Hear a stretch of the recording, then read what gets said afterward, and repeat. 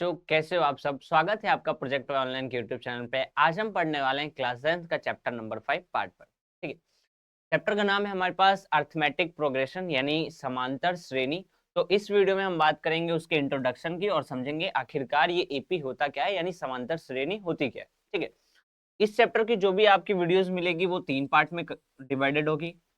Part 1 में हम 5.1 को कवर करेंगे, पार्ट 2 में हम 5.2 को कवर अप करेंगे और पार्ट 3 में हम 5.3 को कवर अप करेंगे। ठीक है, यानी हर एक्सरसाइज के लिए एक एक वीडियो रखेंगे। तो बात करते हैं इंट्रोडक्शन की कि आखिरकार एपी होता है क्या है। एपी यानी समांतर श्रेणी। एपी का मतलब होता है कि कोई भी आप एक सीरीज बनाओ। ठीक है, कोई भी आप एक सीरीज बनाओ, वो सीरीज इस प्रकार से बननी होनी चाहिए कि उसमें एक फिक्स नंबर ऐड ऑन हो या फिर कोई भी एक फिक्स चीज ऐड हो।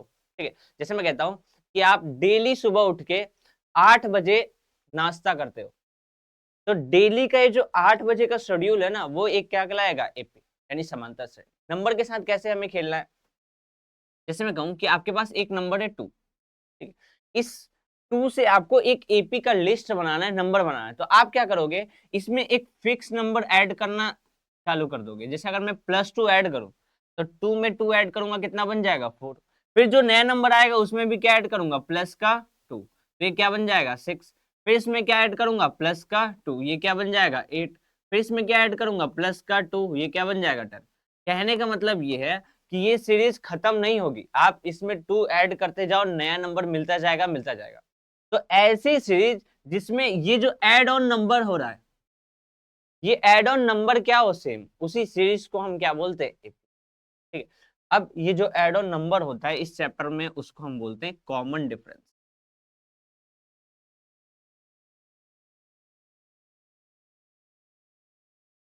हिंदी में कहते हैं इसे सार्व अंतर। ठीक है, इसको डिनोट करते हैं हम डी से, स्मॉल डी से। तो कॉमन डिफरेंस का मतलब कि जो लिस्ट ऑफ नंबर में सेम नंबर क्या हो रहा है, ऐड, उसको हम किससे डिनोट करते हैं, कॉमन डिफरेंस यानी डी से। और जिस भी एपी का ये जो पहला टर्म होगा जिससे सारे नंबर बने होंगे, उस पहले टर्म को हम बोलते हैं ए कह लो या फिर आप A1 कह लो। बात क्या है, सिंबल लिखो या ना लिखो, दोनों बात क्या होती है इससे। ठीक है, अब इसमें इस लिस्ट में जो भी नंबर्स होते हैं, जैसे 2 हो गया, 4 हो गया, 6 हो गया, 8 हो गया, 10 हो गया, इसके बाद जो नंबर आएगा 12, जो भी नंबर आएगा, उन सब नंबर्स को हम नंबर ना कह के उनको हम बोलते हैं टर्म यानी पद।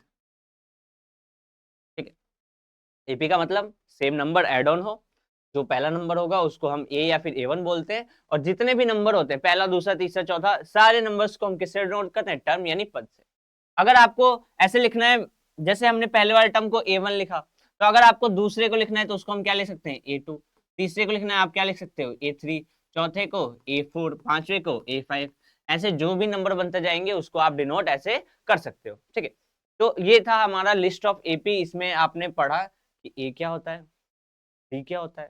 ठीक है, और बाकी आगे वाले टर्म को हम क्या कहते हैं। अब बात करते हैं कि जब मान लो कोई एपी आपके पास फॉर्म्ड है, जैसे मैं लिखूं यहाँ पे 3,6,8,10,12। ठीक है, ये मैंने लिस्ट ऑफ नंबर लिखा और पूछा कि बताओ ये एपी है या नहीं। मैंने लिस्ट ऑफ नंबर लिखा और इसमें से क्या पूछा, बताओ ये एपी है या नहीं है। तो एपी कहने का मतलब क्या है कि डी क्या होना चाहिए, यानी जो फिक्स नंबर है वो फिक्स नंबर एड ऑन होना चाहिए। अब फिक्स नंबर निकालने के लिए पहले हमें पता है, ये इस वाले को हम ए बोलते हैं, इसको हम A2 बोलते हैं, इसको हम A3 कहते हैं, इसको हम A4 कहते हैं, इसको हम A5 कहते हैं।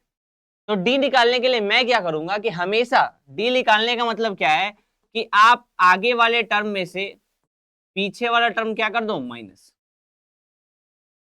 कहने का मतलब ये है कि हमेशा फॉरवर्ड टर्म से बैकवर्ड टर्म को क्या कर देना है, माइनस। ये आगे वाली वैल्यू को पीछे वाले से क्या कर देना है, माइनस। तो आपको क्या पता चल जाएगा, डी। तो अगर मैं पूछूं पहले वाले के लिए डी बताओ, तो डी डी क्या होगा, A2 माइनस ए, यानी A2 माइनस A1। इसके आगे वाले के लिए डी पूछूं इसके लिए, तो डी क्या होगा, A3 माइनस A2। उसके आगे वाले अगर पूछूं तो डी क्या होगा, A4 माइनस A3। ठीक है, आपको क्या बताना है कि एपी है या नहीं, तो सब में डी क्या होना चाहिए, सेम। तो चेक कर लो आप, यहाँ पे वैल्यू पुट करो। A2 की वैल्यू कितनी है, 6। A1 की वैल्यू कितनी है, 3। ये कितना जाएगा 3, A3 क्या है हमारे पास 8 -6, ये आपके पास कितना जाएगा। तो कहने का मतलब क्या है, यहीं पे हमें दिख गया कि पहला 3 है दूसरा 2 है, यानी कॉमन डिफरेंस सेम नहीं है, तो ये एपी, आपके पास अगर कॉमन डिफरेंस सेम नहीं है तो वो एपी नहीं कहलाएगा। ठीक है, कॉमन डिफरेंस उसके लिए क्या होना चाहिए सेम। जैसे अगर मैं दूसरा लिस्ट ऑफ नंबर लिखूं, इसमें यहाँ पे लिखता हूँ -4, -8, -12, -16, -20। ठीक है, ये मैंने लिस्ट ऑफ नंबर लिखा और सिंपल सा क्वेश्चन है कि बताओ ये एपी है या नहीं। तो एपी है या नहीं उसके लिए हमें क्या चेक करना है, डी। अब डी के लिए सबसे पहले के लिए निकालूंगा तो क्या होगा, A2 - A1।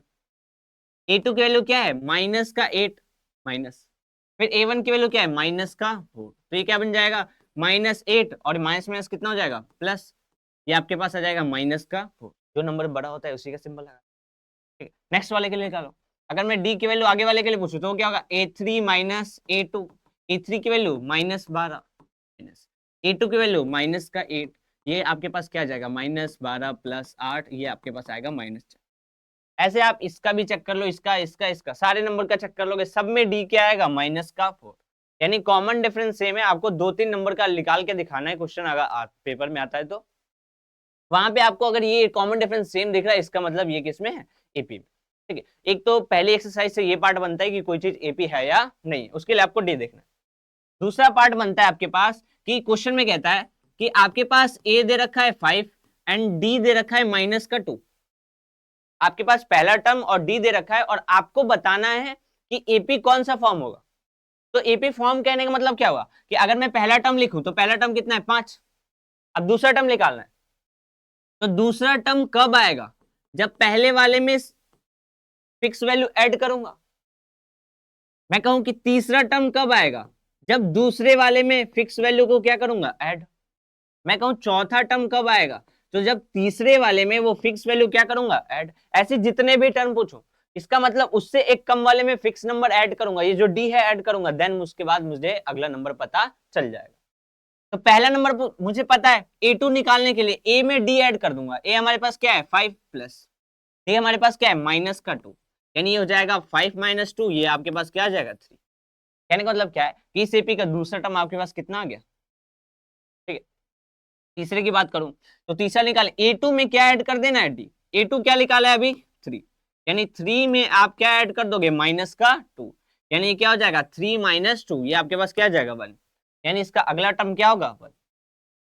नेक्स्ट अगर पूछो A4 तो A4 क्या होगा A3 में डी ऐड कर दो, A3 क्या है आपके पास 1 प्लस डी क्या है -2, ये क्या हो जाएगा 1 - 2, यानी ये आ जाए आपके पास -1, यानी अगला टर्म क्या होगा -1। ऐसे ऐसे ये कंटिन्यू होता है। ठीक है, ये हमने एपी फॉर्म कर दिया। आपको एग्जाम में क्वेश्चन आता है तो 2-3 नंबर तक निकालने होते हैं, उसके आगे निकाल।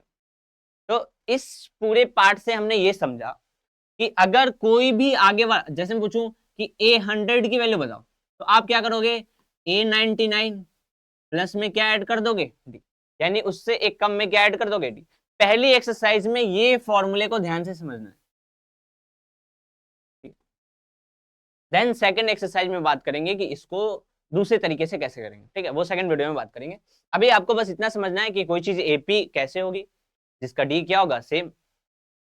अगर आपको ए और डी दे रखा है तो उससे आप एपी कैसे बनाओगे। फर्स्ट एक्सरसाइज में यही पार्ट है। मिलते हैं नेक्स्ट वीडियो में जिसमें हम nth टर्म ऑफ एपी की बात करेंगे।